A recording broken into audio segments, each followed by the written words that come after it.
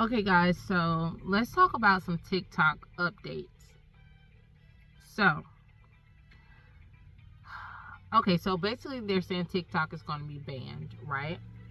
Which in my heart, you guys, I don't feel like it's going to get banned. TikTok is racing against the clock. The social media company is set to be blocked in the U.S. starting January 19th. That is, unless its lawyers can convince the Supreme Court in arguments being heard today that phasing out the popular app is a violation of free speech. This comes months after Congress passed a very bipartisan bill that was signed by President Biden, arguing that TikTok is a threat to our national security. If upheld, the law would essentially get rid of TikTok in the U.S. unless its Chinese parent company, ByteDance, sells it to a non-Chinese buyer. Lawyers for the U.S. government are expected to argue that ByteDance could use the social media platform to spy on Americans and access their personal data. The lines are blurred in China between companies and the Chinese government, which could compel entities like TikTok to turn over data under Chinese national security laws. TikTok's leadership has shot down those concerns, so has the Chinese Foreign Ministry. But by the way, TikTok doesn't even exist in China. Instead, ByteDance offers a Chinese version called Douyin, which the Chinese government has used to spread propaganda. It also removes content the government doesn't like, according to the New York Times. So what does it mean for us here in the U.S.? Well, roughly half of us, half of you, Americans use TikTok. And recent polling suggests more Americans support banning it than not, though a third aren't sure. President-elect Donald Trump, who once tried to ban TikTok himself, is now voicing his support for the platform. And there's another way it could be saved. A non-Chinese company could buy it. Which brings us to the latest twist. A privately funded group, including celebrity investor Kevin O'Leary, that's right, Shark Tank's Mr. Wonderful, announced yesterday that they have submitted a proposal to buy TikTok's assets from ByteDance.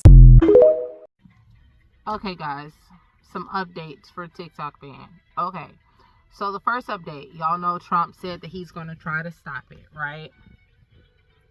The courts denied that. They said it's nothing he can do at this point, okay? The Supreme Court hearing on the TikTok ban has just finished, and here's a complete breakdown. I watched the entire thing. We went live, and let's break down arguments. There were some funny points that happened here, but I have to admit, out of the gate, things look really good for TikTok. Arguments on the TikTok ban started at 10 a.m. Eastern time. It went over 2 hours going back and forth, where I have to admit, I feel like in the beginning, maybe the judges didn't understand the algorithm and things with TikTok, but by the end of it, they understood it fully. Remember, the U.S. government is saying that this is a national security issue because TikTok, which is owned by ByteDance, which is located in China, could have its data given to the Chinese government and used against U.S. citizens. TikTok, on the other hand, that is actually done by Francisco and a few other lawyers, states here that no, getting rid of this is a first right amendment. It's the freedom of speech you're now ripping away. And the judges also had to clarify that you're talking about the algorithm being the first right amendment.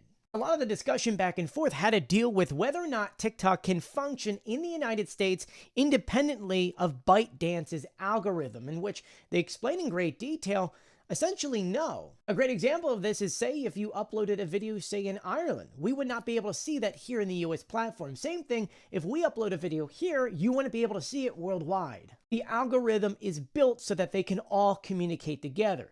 So if you slice off the US, there's no way to communicate the algorithm between the entire world, at least all the networks that are put together. Jeffrey Fisher, who is representing the TikTok creators, says that banning this through ByteDance violates creators' right to choose their own platform.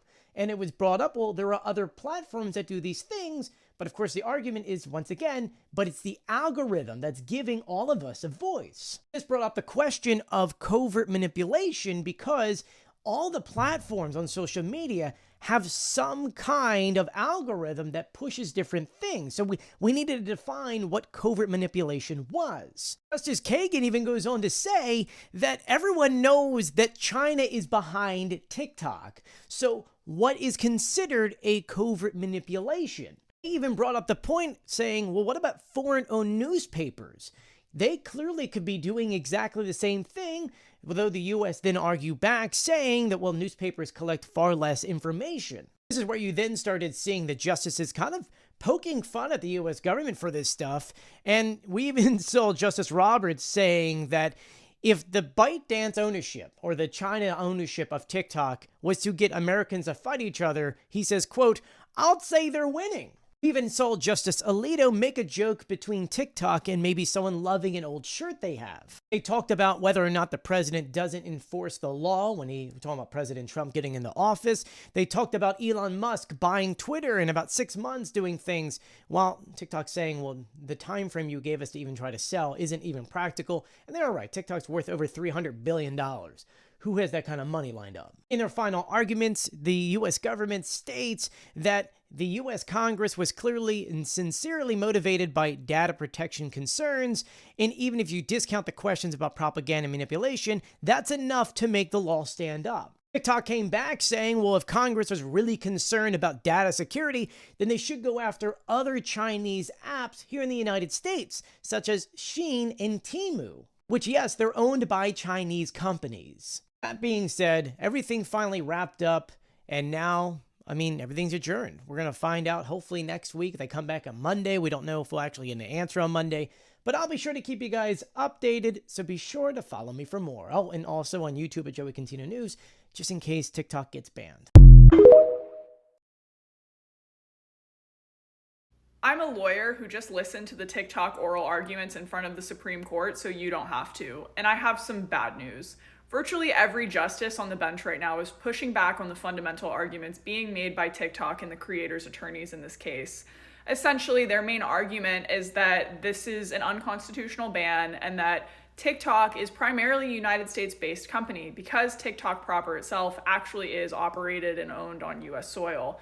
That being said, the justices were not buying that argument, were pushing back, saying that ByteDance, that overarching company, is actually in control of TikTok, which the lawyers couldn't really refute. The larger problem in this case is that I actually don't think that the law itself violates the First Amendment or the Constitution, and that puts the justices in a bind because it's not their job to judge whether or not a piece of policy is good or valid or should be law. They can only judge whether or not it's constitutional. So that being said, here comes the bad news. I think this is going to lead to a ban because I don't think the Supreme Court can actually find an argument here that this is a violation of the First Amendment.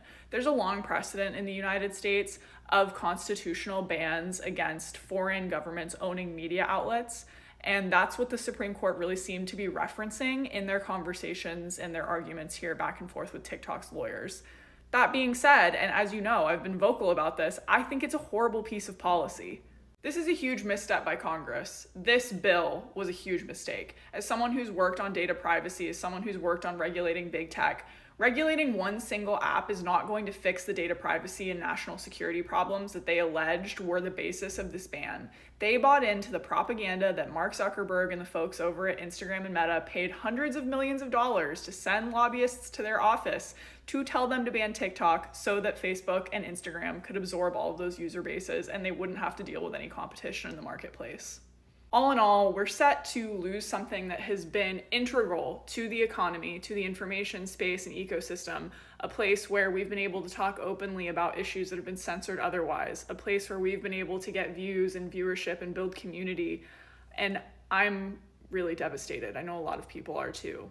But, we never know until the decision comes out. I'm just saying, based on those oral arguments, I'm not feeling very confident.